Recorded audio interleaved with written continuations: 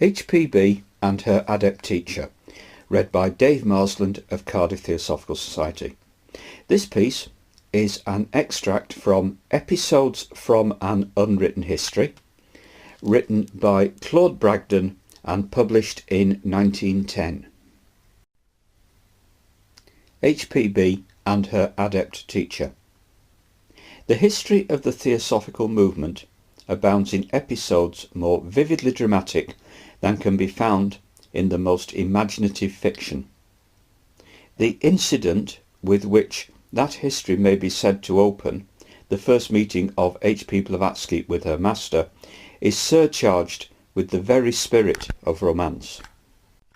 Helena Petrovna, a Russian of high birth, married at 17 to General Nikifor Blavatsky, an old man from whom she had promptly fled, thereafter roamed about the world in search of knowledge. The year 1851 found her in London, still young in years, though old in worldly experience. A spoiled child grown into a vivid, violent, yet withal charming woman, about whom were whispered, even then, tales of those occult arts with which her name is to this day more associated than with those unique contributions to the literature of mysticism which will doubtless win for her the enduring remembrance of mankind. Of her Adept teacher little is known and little can be said. To the world's view he was a Rajput prince visiting the court of Queen Victoria, but there were a few who knew him as he was, one of the great souls of the world, a member of the exalted hierarchy which presides over the spiritual evolution of mankind. These are the dramatis personae of the prologue, the scene of which is laid in Hyde Park at night under an August moon, when the roaring tide of London season during the year of the International Exposition was at its flood.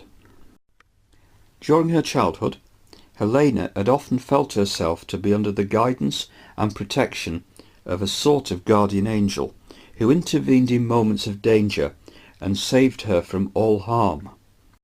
In London, at the time of which I write, she was out walking with her father when she encountered in the street a tall Hindu with some Indian princes. To her astonishment, she recognized in him her childhood's protector, whose face and aspect she knew well. Her first impulse was to rush forward and speak to him, but he stayed her with a gesture, and she stood spellbound while he passed. The following evening she went into Hyde Park for a stroll, that she might be alone and free to think over her extraordinary adventure. Looking up, she found herself confronted with the very person who formed the subject of her reverie. It was thus they met, these two, not as an Indian prince and a Russian noblewoman, but as Guru and Chela, master and disciple, bound together throughout the ages by ties more close and enduring than those which bind any wife to any husband. In London, by the Serpentine, her diary tells us, I met the master of my dreams. Of all that passed between them there, we know only the central and essential fact. He told her that he had been chosen to inaugurate a great work in the world, that through her the light of the ancient wisdom was to shine again upon men. The 2 decades following this momentous meeting, H.P.B. spent in training for her future mission. During a large part of that time, she disappeared so completely that her own family were ready to believe her dead.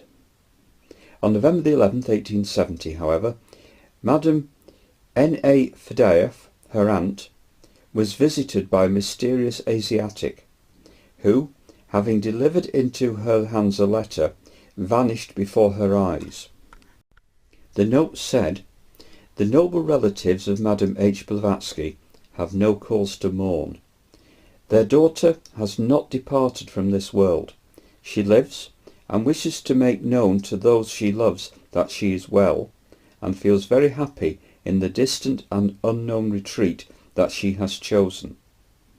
The letter then went on to announce her return before 18 new moons have risen, a promise which was exactly fulfilled.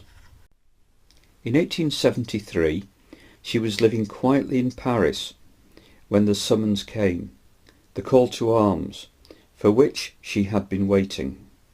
Her orders were to go to America for a purpose which would be revealed to her.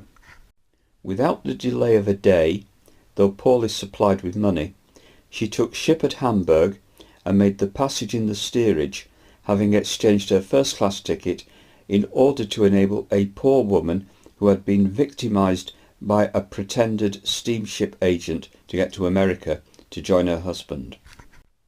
Arrived in New York, the proud and pampered granddaughter of a Russian princess suffered the indignities and hardships incident to poverty in a great city, being forced to support herself for a time by making cravats. In October 1874, she was directed to go to Chittenden, Vermont, where she would find a man named Olcott.